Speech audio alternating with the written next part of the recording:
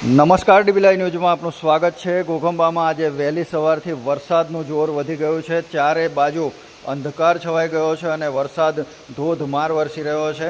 સમગ્ર ઘોઘંબા તાલુકાની જો વાત કરવા જઈએ તો વહેલી સવારથી જ વરસાદનું જોર ખૂબ જ જોવા મળી રહ્યું છે અને ધોધમાર વરસાદ વરસી રહ્યો છે અને લાગી રહ્યું છે કે આજે કદાચ કરાળ ડેમ છલકાઈ જાય એવી પરિસ્થિતિનું નિર્માણ થયું છે।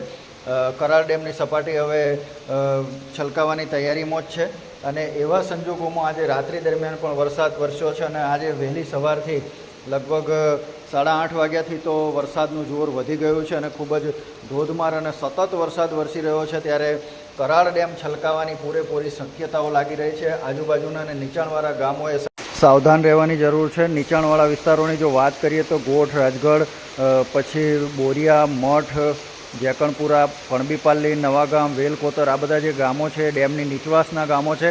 આ તમામ ગામોને તંત્ર દ્વારા એક અઠવાડિયા પહેલાં પણ એલર્ટ તો આપવામાં આવ્યું જ છે, પરંતુ આજના વરસાદની ધોધમાર વરસાદની આ પરિસ્થિતિને જોતાં તમામ ગામના લોકોએ સાવધ રહેવાની જરૂર છે અને ડિઝાસ્ટર ડિપાર્ટમેન્ટ પણ એલર્ટ ઉપર છે। ત્યારે ઘોઘંબા પંથકની અંદર સતત વરસી રહેલો વરસાદ આજે 24 કલાકની હેલી હોય એવું વાતાવરણ જોવા મળી રહ્યું છે અને વરસાદનું જોર જો આવું સતત રહેશે તો કરાળ ડેમ પૂરેપૂરી શક્યતાઓ છે કે આજે ઓવરફ્લો થવાની શક્યતાઓ જણાઈ રહી છે અને એના કારણે નીચાણવાળા વિસ્તારની અંદર તેમજ ડેમની આસપાસ રહેતા લોકોએ પોતાની જાનમાલની ખાસ કાળજી રાખવાની જરૂર છે।